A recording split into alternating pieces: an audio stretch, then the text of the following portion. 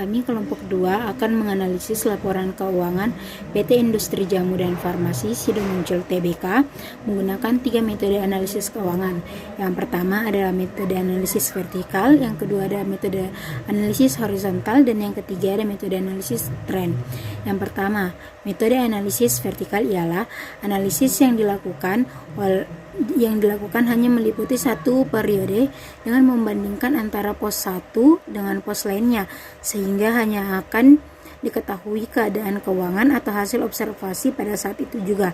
Yang kedua adalah analisis horizontal, di mana analisis yang dilakukan dengan mengadakan pembandingan laporan keuangan untuk beberapa periode atau beberapa saat, sehingga akan diketahui perkembangannya. Yang ketiga adalah analisis tren, yaitu analisis yang melakukan pendekatan dengan menggunakan pos-pos di dalam laporan keuangan perusahaan dari tahun ke tahun untuk melihat sejauh mana kinerja perusahaan, apakah membaik atau sebaliknya.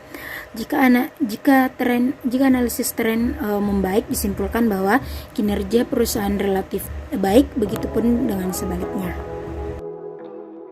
Laporan posisi keuangan, di mana untuk mendapatkan hasil analisis horizontal itu menggunakan rumus tahun sekarang dikurang dengan tahun sebelumnya, kemudian dibagi dengan tahun sebelumnya.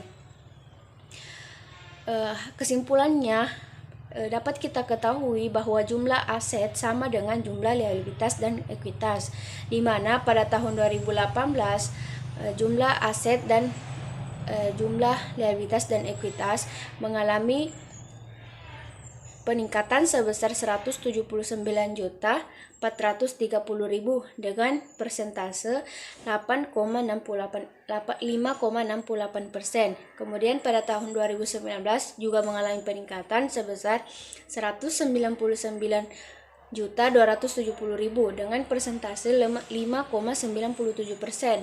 Kemudian pada tahun 2020 mengalami peningkatan sebesar 312.618.000 dengan persentase sebesar 9%. Kemudian pada tahun 2021 juga mengalami peningkatan sebesar 219.454.000 dengan persentase sebesar 6%. Kemudian pada tahun 2022 juga mengalami peningkatan sebesar 12.472.000 dengan persentase sebesar 0%. Selanjutnya yaitu hasil analisis horizontal laporan laba rugi, di mana juga menggunakan rumus yang sama. Kemudian kesimpulannya yaitu pada tahun 2018 jumlah laba rugi komprehensif mengalami kenaikan sebesar 137.949 dengan persentase sebesar 26,39%. Kemudian pada tahun 2019 juga mengalami peningkatan sebesar 141.453.000 dengan persentase sebesar 21,41%. Selanjutnya pada tahun 2020 juga mengalami peningkatan sebesar 127.636.000 dengan persentase sebesar 15,91%. Selanjutnya pada tahun 2021 juga mengalami peningkatan sebesar 338.506.000 dengan persentase sebesar 36,41%. Namun pada tahun 2022 justru mengalami penurunan sebesar minus 152.028.000 dengan persentase sebesar min 11,99%.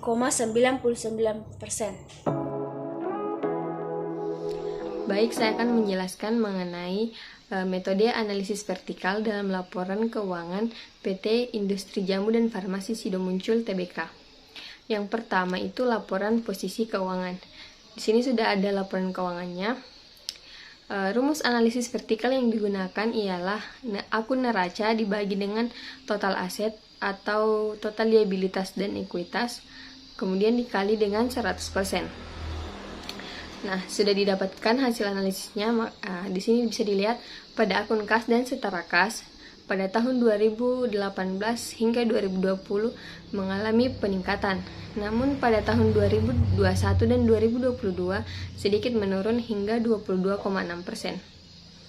Selanjutnya pada akun liabilitas, persentase tertinggi berada pada tahun 2020 sebesar 16,3%. memiliki selisih sebesar 2,2% dengan tahun 2019 dan selisih 1,6% dengan tahun 2021. Sedangkan untuk ekuitas, dari hasil analisis persentasenya, setiap tahun terus menurun hingga tahun 2022. Itu mencapai 83,7%. Tapi kembali naik di tahun 2021 sebesar 85,3%. Kemudian untuk analisis laporan laba rugi, rumus yang digunakan ialah akun laba rugi dibagi dengan total penjualan dikali dengan 100%. Dari hasil analisis tersebut, bisa dilihat jumlah laba rugi terus naik dari 2021 sebesar 31,4% dan menurun di tahun 2022 sebesar 28,6% dengan selisih 2,8%.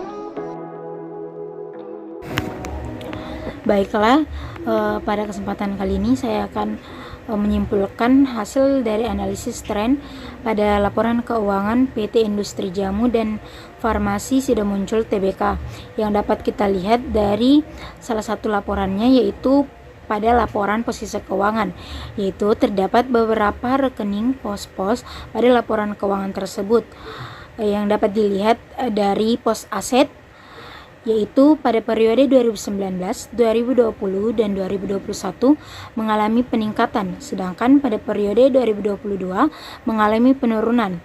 Dapat dilihat salah satunya yaitu pada akun kas dan setara kas,